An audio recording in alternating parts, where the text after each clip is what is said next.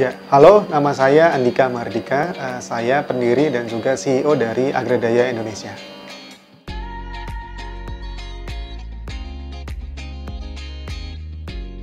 Agredaya sebetulnya secara harafiah itu terdiri dari dua kata, agra dan daya. Agra itu dari agraria dan daya dari kata berdaya. Jadi sebetulnya adalah sebuah doa semoga pertanian termasuk juga petani yang terlibat di dalamnya bisa berdaya dan sejahtera bersama-sama. Agredaya sendiri adalah perusahaan yang fokus pada pengembangan sumber daya desa di sektor pertanian dan olahan pangan. Saat ini kami telah melibatkan 200-an petani di Jogja dan di Trenggalek, Jawa Timur dalam pengolahan rempah biofarmaka jenis jahe, kunyit, dan temulawak. Kenapa kami memulai ini adalah kami melihat sebetulnya di daerah pedesaan, di desa-desa banyak sekali sumber daya alam dan potensi daerah yang sangat melimpah, potensinya luar biasa, jumlahnya juga luar biasa. Namun ternyata tantangannya adalah desa sebagai penghasil sumber daya potensi tersebut tidak mendapatkan nilai tambah dari proses pengolahan. Biasanya desa-desa hanya menjadi penyedia atau penyuplai bahan mentahnya saja. Nah, dari situ Agredaya berupaya bersama dengan beberapa petani di Jogja dan di Trenggalek, Jawa Timur, kita melakukan proses pengolahan pasca panen dari komoditas rempah-rempah. Kemudian kami juga mendorong petani untuk bisa melakukan penanaman secara natural atau organik. Organik sendiri mempunyai kebaikan baik untuk petaninya itu sendiri karena bisa mendapatkan pupuk dari bahan alam dari sekitar mereka, jadi lebih murah. Kemudian baik untuk alam, terutama untuk alam dalam jangka panjang, tidak merusak kesuburan tanah, dan yang paling terakhir juga baik untuk konsumen, karena konsumen mendapatkan input makanan atau minuman yang tidak mengandung bahan kimia yang berbahaya jika dikonsumsi dalam jangka panjang. Untuk value proposition di Agredaya kami mengedepankan yang pertama adalah bahan-bahan yang natural dan lokal, di mana tidak mengandung bahan-bahan pengawet, kimia, atau perasa, atau pewarna yang berbahaya.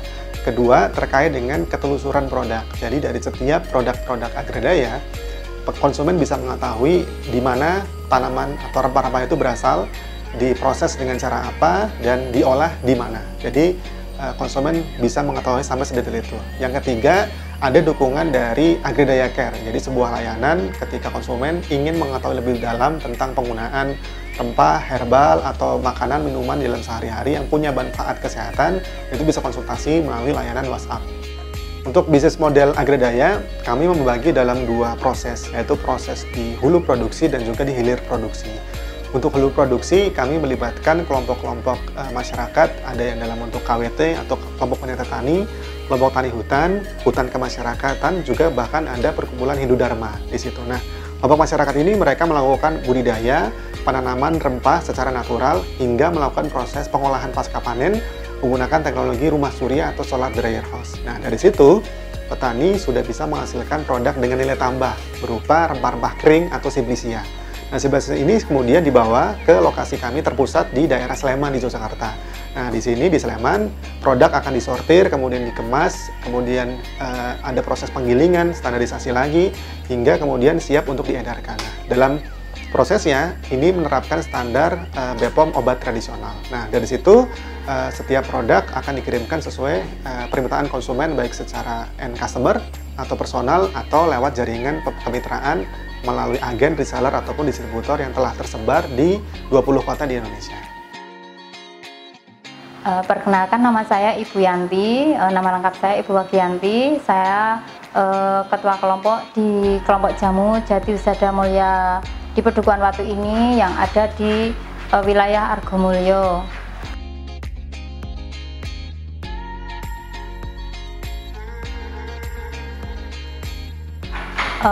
Untuk kelompok jamu sendiri, sebelum JHM atau Jati Wisata Mulya, dulu kelompok kami itu bernama Seruni Putih 2 yang berdiri tahun 2004. Terus kemudian dulu awalnya kelompok jamu ini beranggotakan 15, kemudian ada program CSR Pertamina dari tahun 2012 itu berkembang menjadi 30 anggota. Kemudian saya merekrut ibu-ibu yang tua ataupun yang muda itu yang masih produktif untuk jualan jamu.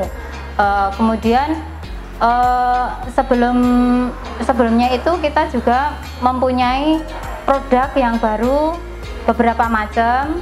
Itu yang dulunya kita produksinya di salah satu rumah anggota selama 7 tahun, kebetulan di rumah saya yang ada di RT 3. Terus dari CSR Pertamina itu memberikan ataupun memfasilitasi kami karena kebutuhan kami yang paling utama itu untuk omah produksi atau omah jamu.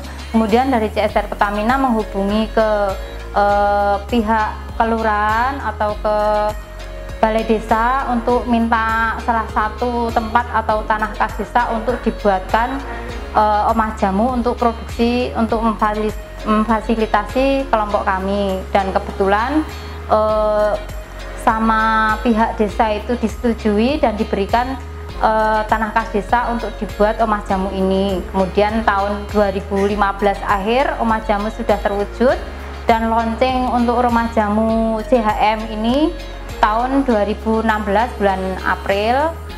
Kemudian di sini itu untuk kegiatan yang pertama untuk produksi kegiatan kelompok, kemudian untuk mengumpulkan semua anggota-anggota kelompok dalam kegiatan pertemuan rutin di setiap Selasa sore, setiap hari Selasa seminggu sekali. Kemudian untuk koperasinya kita juga pertemuan setiap minggu pertama hari Selasa sebulan sekali.